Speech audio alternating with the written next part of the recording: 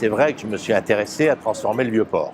Parce que je pense que dans une ville, il faut une grande agora où on se rencontre et où les gens viennent quand ils sont contents, quand ils veulent se promener, se voir. Moi, j'aime les endroits où il y a des jeunes, des vieux, des blancs, des noirs et où ça passe dans tous les sens. J'aime ces endroits où il y a de l'aléatoire, si vous voulez. Et de regard, je trouve qu'il n'y a rien de plus beau que des gens qui circulent, des corps, des fesses, des têtes, des chevelures.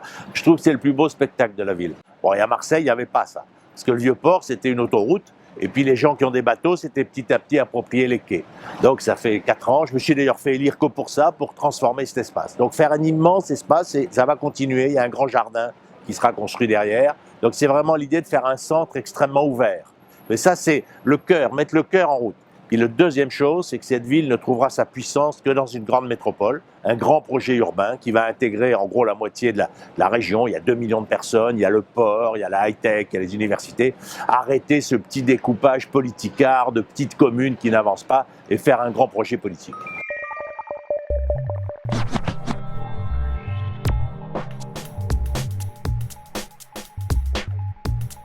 C'est là où ça brasse.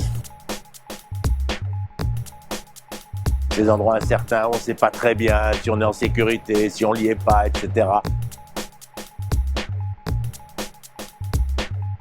Ce que je préfère quand j'ai soif, c'est le tram. Il faut préserver ce que l'histoire a façonné. Oh, le pire dans les villes, c'est les entrées de ville. Ce qu'on ne sait pas gérer, c'est le passage entre la ville et la campagne.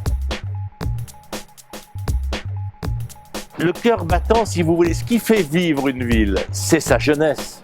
Donc ce qui fait vivre une ville, c'est tout ce qui permet à la jeunesse d'apprendre, de créer, de développer, de se rencontrer, de se réunifier.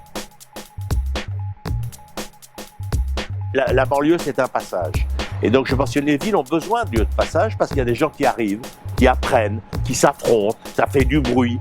Donc ça, est-ce que ça sera encore bien? Mais ne fermons pas les entrées des villes pour les plus faibles.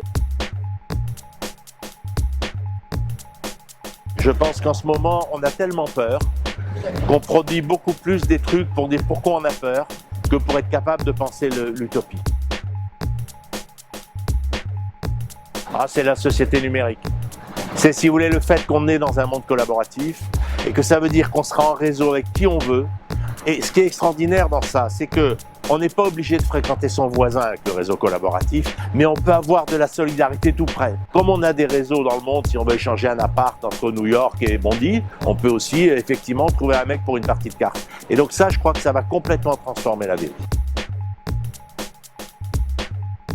Ça sera une ville numérique, ça sera une ville de rencontres aléatoires et ça sera une ville de grands événements.